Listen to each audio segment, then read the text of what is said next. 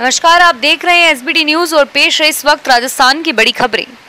राजस्थान निर्वाचन आयोग ने सभी जिला निर्वाचन अधिकारियों को पत्र लिखकर कोरोना की साप्ताहिक रिपोर्ट मांगी है।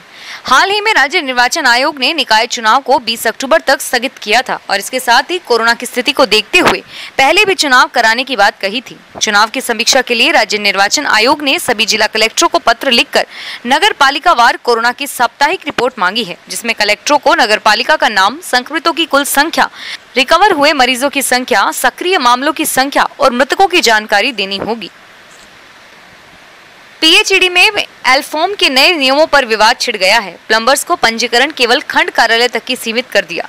इसके बाद अब प्लम्बर्स ने पीएचईडी के खिलाफ मोर्चा खोल दिया है। 12 साल बाद एलफॉर्म लागू तो हुआ, लेकिन लागू होते ही इसके नए नियमों पर विवाद गर्मा गया। पीएचडी के प्लम्बर्स और कॉन्ट्रैक्ट्स की मांग है कि एलफॉर्म के माध्यम से पंजीकृत प्लम्बर्स को पूरे शहर में काम करने की इजाजत मिले। राजस्थान की सियासत में बगावत के बाद सचिन पायलट को अब जयपुर वापस आए 10 दिन पूरे हो चुके हैं। वे 11 अगस्त की शाम 5:30 बजे जयपुर पहुंचे थे। इसके बाद सियासी घमासान का अंत हुआ था। पिछले 10 दिनों में सचिन पायलट राजस्थान सरकार में फिर से एक्टिव होते नजर आ रहे हैं और वहीं लोगों का उनसे मिलने का सिलसिला भी लगातार जारी है। दिल्ली मानेसर से आने के बाद भी जहां शुरुआत में पायलट गुट थोड़ा नाराज दिख रहा था, वहीं अब कांग्रेस हाईकमान द्वारा प्रदेश महासचिव बदलने और 3 सदस्यीय कमेटी बनने की खुशी भी साफ नजर आ रही है। राजस्थान में अब उप मुख्यमंत्री का पद रखा जाएगा या नहीं, इस पर सबकी निगाहें टिकी हुई है। अधिकार और शक्तियों की दृष्टि से उप मुख्यमंत्री और कैबिनेट मंत्री से ज्यादा अंतर नहीं है। ऐसे में अब किसी को उप मुख्यमंत्री नहीं बनाया जाए, इस पर विचार चल रहा है। बदले सियासी समीकरण में मुख्यमंत्री अशोक गहलोत से जुड़े विधायक भी इसी पक्ष में हैं। हालांकि राष्ट्रीय नेतृत्व के स्तर पर सभी विकल्पों को खुला रखा गया है। कांग्रेस में अंदरूनी कलह टलने के बाद सत्ता और संगठन में पदों के बंटवारे में 3 सदस्यीय समिति का भी दखल रहेगा। सचिन पायलट खेमा प्रस्तावित मंत्रिमंडल में उप मुख्यमंत्री पद की आस रखता है, परंतु पार्टी में अब राज्य में सत्ता के 2 केंद्र बनाने से बचना चाहती है। राजस्थान के बयाना की एक महिला ने गुरुवार को भाजपा सांसद रंजीता कोली के पति ओमी उर्फ होमचंद कोली पर आधी रात को घर में घुसकर छेड़खानी करने का मामला दर्ज कराया है। पुलिस ने मामले की जांच शुरू कर दी है। पुलिस के अनुसार आसपास के लोगों से पूछताछ की जा रही है और वहीं सांसद ने महिला पर पैसे उधार मांगने के लिए दबाव बनाने का आरोप लगाया है। राजस्थान में गणेशोत्सव शनिवार से शुरू होने जा रहा है। कोरोना के चलते हालात बदले से हैं। बाजारों में गणेशोत्सव पर दिखने वाली रौनक का अभी इंतजार है, लेकिन श्रद्धालुओं के दिलों में गणेशोत्सव को लेकर उत्साह बना हुआ है। इस बार सार्वजनिक स्थानों पर बड़े आयोजन नहीं होंगे और जगह जगह गणेश जी की मूर्ति स्थापना नहीं होगी। पिछले वर्षों की तरह कार्यक्रमों का आयोजन भी नहीं होगा, लेकिन घरों में ही श्री गणेशोत्सव की तैयारियों को अंतिम रूप दिया जा रहा है। गणपति के गृह प्रवेश के साथ ही शहर भगवान गणेश के रंग में रंगने जा रहा है। इसके लिए मूर्तिकार दिन रात एक करके मूर्तियां तैयार करने में जुटे हैं। कोरोना काल में पेट्रोल डीजल की कीमतों में इजाफे का असर अब बाजार में दिखने लगा है। ट्रक भाड़ा बढ़ने की वजह से फल, सब्जी समेत अन्य जरूरी वस्तुएं महंगी होती जा रही है। ट्रांसपोर्ट्स का कहना है कि पेट्रोल और डीजल की कीमतों में इजाफा होने के बाद माल ढुलाई की दरों में इजाफा किया जा रहा है, जिसकी वजह से ग्राहकों के लिए उत्पादों की बिक्री महंगी पड़ रही है और अब तक महंगे डीजल की वजह से ट्रकों का किराया 15 से 20% तक बढ़ गया है। राजस्थान के नागौर जिले के नावा शहर में खड़ी स्कूल बस का महाराष्ट्र की यातायात पुलिस ने चालान काट दिया।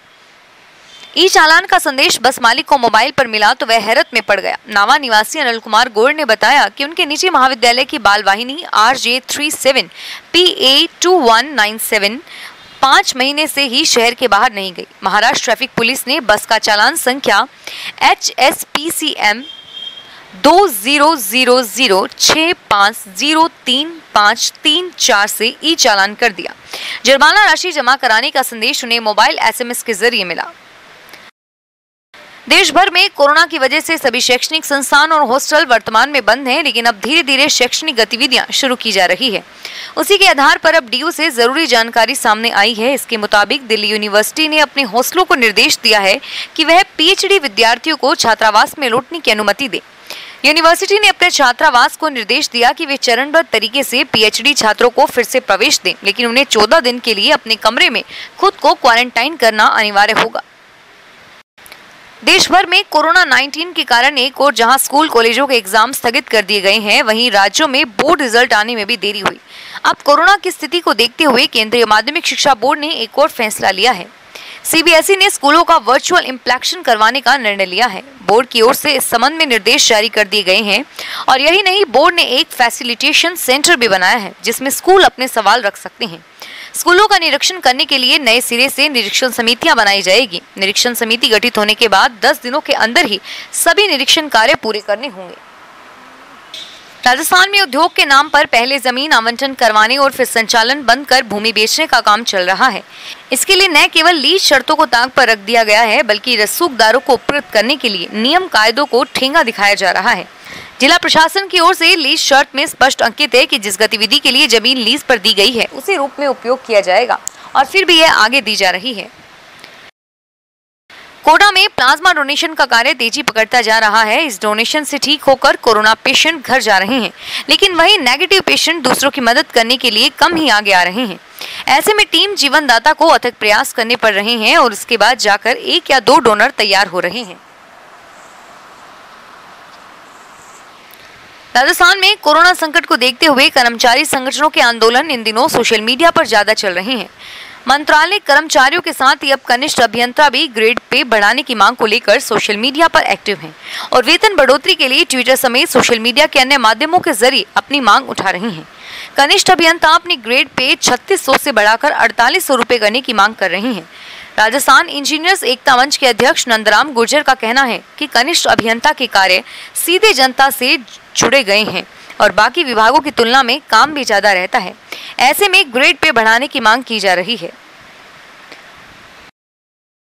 राजस्थान में मानसून की वर्षा का दौर जारी है। सोमवार में मंगलवार को कई जिलों में भारी बरसात की चेतावनी दी गई। मौसम विभाग के अनुसार सोमवार को बांसवाड़ा, चित्तौड़गढ़ व डूंगरपुर जिलों में 1-2 स्थानों पर बहुत भारी वर्षा की चेतावनी दी गई और इन जिलों में बहुत भारी वर्षा का रेड अलर्ट जारी किया गया है।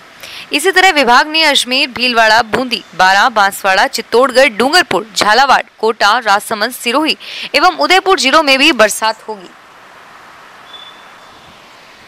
उत्तर पश्चिमी रेलवे की जोनल स्तर की यात्री परामर्शदात्री समिति की बैठक अब 31 अगस्त को वीडियो कॉन्फ्रेंसिंग के जरिए की जाएगी।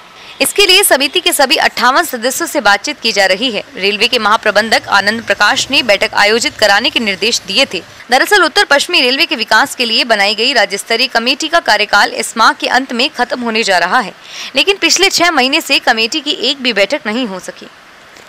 फिलहाल इस खास खबर में इतना ही और फिर हाजिर होंगे तमाम बड़ी खबरों के साथ।